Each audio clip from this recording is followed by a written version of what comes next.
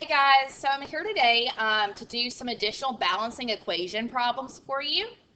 This is a supplemental practice, okay, meaning it's an additional practice. This is just to give you another opportunity to watch me balance some of these equations up on the board so that you can get some additional practice and to give you an additional opportunity to see how these equations should be balanced. All right, this is not a required video.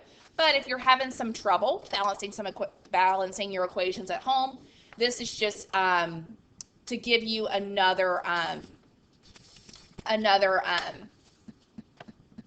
opportunity for some guided instruction. All right, so let's go ahead and get started with this first equation here. So we're going to take aluminum, react it with oxygen, and that's going to form aluminum oxide. All right, and we need to balance this equation. And so the first thing we want to do whenever we balance an equation is we want to make our RAP table, right? So we'll draw our RAP table. Remember, our RAP table is a table. It has 3 columns, and we label those columns R, A, P. Okay? And so try to think and remember what those 3 columns stand for. If you said that the R column stands for reactants, the A column means atoms, and the P column means products, you will be correct. All right? And so in our A column, we write the atoms, or the elements that we're working with in this problem.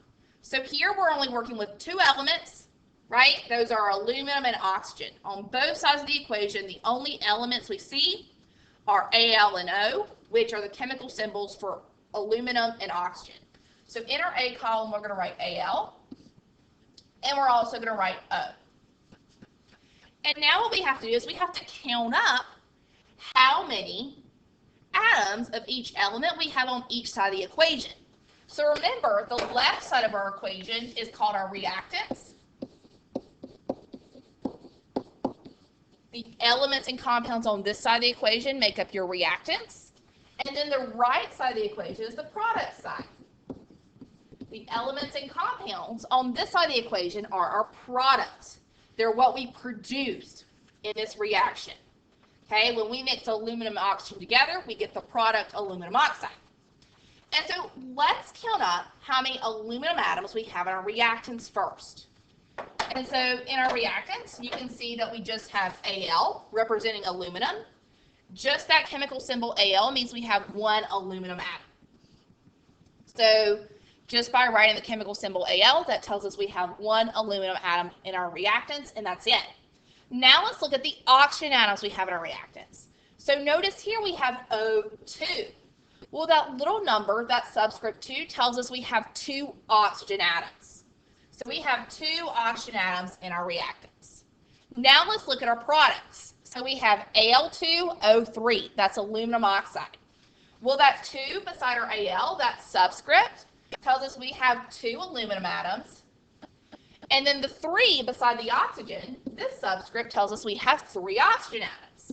So in our products, we have 2 aluminum atoms, 3 oxygen atoms, and they all make up that compound aluminum oxide.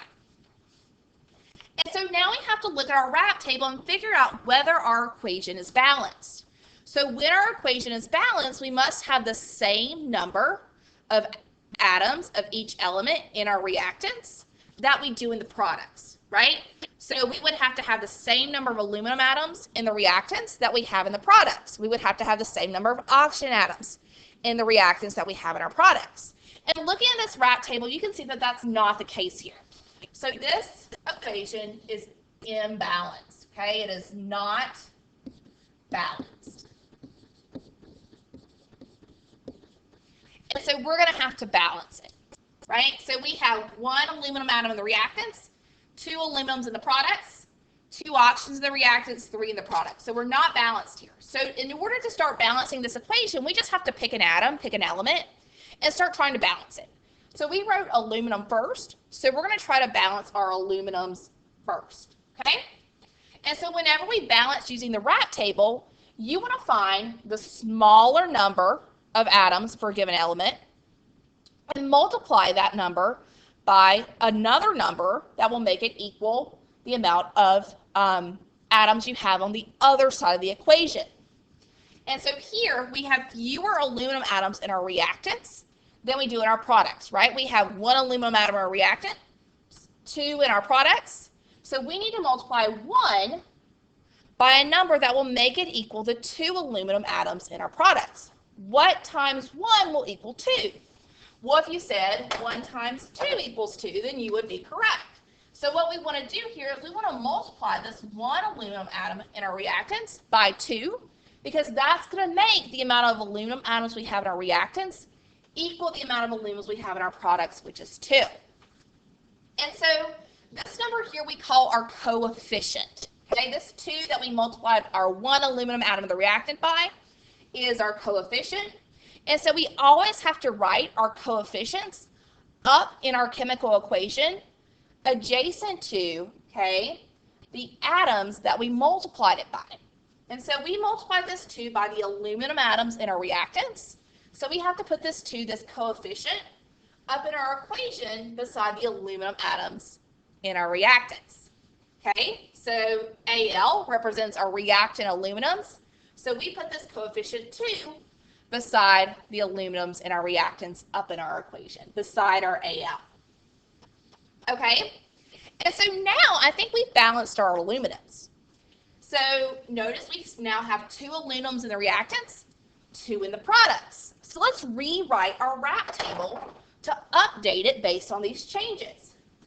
So we're going to rewrite our RAP table here. It's still going to follow the same format. 3 columns. Those columns are headed by RAP. And then our atoms are aluminum and oxygen. And now we have 2 aluminum atoms in our reactants. We still have 2 aluminum atoms in our products. We didn't change anything about the aluminums we have in our products. And we also haven't changed anything about the amount of oxygens we have on either side of our equation, right? We still have 2 oxygens in our reactants, and then 3 oxygens in our products. Okay, so now you can see our aluminum atoms are balanced according to our RAP table. We have the same number of aluminum atoms on both sides of the equation. 2 in the reactants, 2 in the products. But our oxygen atoms still are not balanced. So next we have to figure out how to balance our oxygen atoms. And so again, we have to figure out what number we can multiply this smaller number of oxygen atoms by to make it equal the bigger number of oxygen atoms. Okay, so we have 2 oxygens in the reactants. 2 is smaller than 3. So we have to figure out what number we can multiply those 2 oxygen atoms in the reactants by to make it equal 3. And so you may be thinking to yourself, well, 2 times 1.5 equals 3. However, okay, we cannot multiply our 2 oxygen atoms by a number that is not a whole number, okay? We have to multiply by whole numbers here, because remember that number we multiply by becomes our coefficient that goes up into our equation, and our coefficient must be a whole number. And so now you might be realizing that there is no whole number that we can multiply 2 by to make it equal 3, right? There's no whole number you can multiply by 2 to get 3, right? So we have to take a different approach. And that approach involves using the least common multiple for 2 and 3. So your least common multiple, or your LCM, is the smallest number that you can, it's the smallest number that 2 and 3 will multiply into, okay? So we have to think about what number is the smallest number that 2 and 3 will multiply into evenly.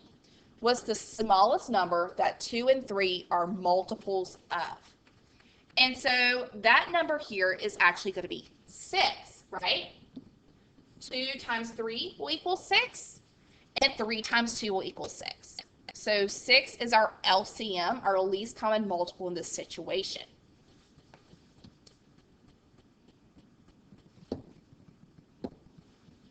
All right, so what we have to figure out is we have to figure out what we can multiply 2 by to make it equal 6, And then what we can multiply the number of oxygen atoms we have in our products by 3 to make it equal 6. So what can we multiply the number of oxygens in our reactants by to equal 6? What can we multiply the number of oxygens in our products by to equal 6? Well, we have 2 oxygens in our reactants. Okay, 2 times what will equal 6? Yeah, exactly. 2 times 3 will equal 6. So we're going to multiply the 2 oxygen atoms in our reactants by 3 because that's going to give us 6. It's going to give us that least common multiple that we want. And so this 3 is going to become a coefficient that we have to throw up into our equation. And so since we multiplied our reactant oxygen atoms by 3, we have to put this 3 in front of the oxygen atoms and the reactants in the equation. And so our oxygen atoms and our reactants are right here. So here's where we write that 3. Okay, we write the 3 in front of the reactant oxygens in front of O2. Now let's look over here. Okay, so we have 3 oxygens in our products. What can we multiply the 3 oxygen atoms in our products by to give us 6? Well, exactly, right? 3 times 2 equals 6, so we can multiply those 3 oxygen atoms in our products by 2 to give us 6 oxygen atoms total. And so again, that 2 is going to become a coefficient. And so we're going to put that 2 up here in front of the compound in the products that contains oxygen. Okay? And so that's going to balance our oxygen atoms. Because now, okay, we have 3 times 2 oxygen atoms in the reactants, right? This coefficient 3 gets multiplied by that subscript 2 to give us 6 total oxygen atoms in our reactants. And we also have 2 times 3 oxygen atoms in our products. Again, the coefficient 2 gets multiplied by that subscript 3 attached to that oxygen to give us 6 total oxygen atoms. So let's update our RAP table with that information in mind. So our RAP table is still going to look the same, or at least it's going to have the same format, RAP. Our elements are still aluminum and oxygen. And let's count up how many of each element we have. And so in our reactants, we still have 2 aluminum atoms. So we'll write a 2 beside aluminum in the reactants. And then in our reactants, we also have 6 oxygen atoms now, right? Again, 3 times 2 equals 6. Now let's look at our products. Okay, so remember, this coefficient 2 gets multiplied through that compound aluminum oxide. And so we have to take this 2 and multiply it by the aluminums we already had in this compound. So we already had 2 aluminums in our products. So now we have 2 times 2 aluminums in our products for a grand total of 4 aluminums in the products. So again, our coefficient 2 gets multiplied by that little subscript number 2 next to aluminum to tell us that we now have 4 total aluminum atoms in our products. And then again, the same thing happens with our oxygens. We have 2 times 3 oxygen atoms, okay, because our coefficient gets multiplied by that subscript. So we have 6 oxygen atoms total. So now we've solved the problem we set out to solve, but at the same time, we've created another problem for ourselves, right? So we've balanced our oxygens, but now we've imbalanced our aluminums, right? We started off having 2 aluminum atoms on both sides. They were balanced. Now in balancing our oxygens, we've unbalanced our aluminums. So now we have 2 aluminum atoms in the reactants, 4 in the products. So we have to go back and fix this, unfortunately. We have one more step here. And so what we have to do is we have to make the aluminum atoms we have in our reactants equal the number of aluminum atoms we have in our products. And so the way we have to do this is we have to figure out what number we can multiply these 2 aluminum atoms in our reactants to make it equal the 4 aluminum atoms we have in our products. And again, right, pretty straightforward math. If you take 2 and multiply it by 2, you'll get 4. So all we're going to do is we're going to multiply our 2 aluminum atoms in our reactants by 2. And then that's going to make our aluminum atoms in our reactants equal the number of aluminums we have in our products. We'll now have 4 on both sides, right? 2 times 2 is 4. And so we have to update our equation based on this new information. And so the way we update our equation is we have to update the coefficient in front of our aluminum and our reactants, right? We doubled the amount of aluminum atoms in the reactants. We multiplied the 2 we had by 2. And so now we have to double this coefficient here.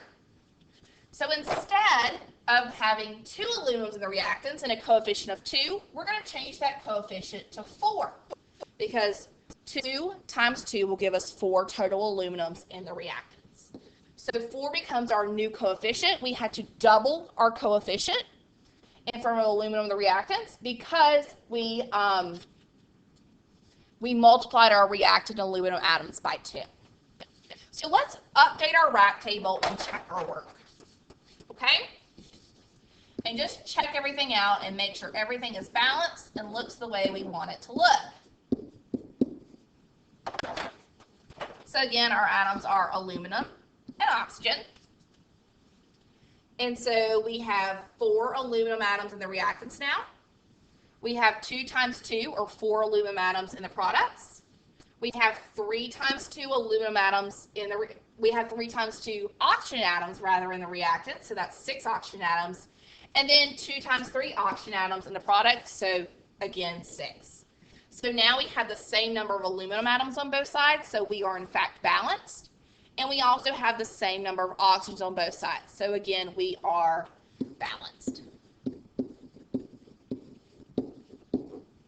Perfect.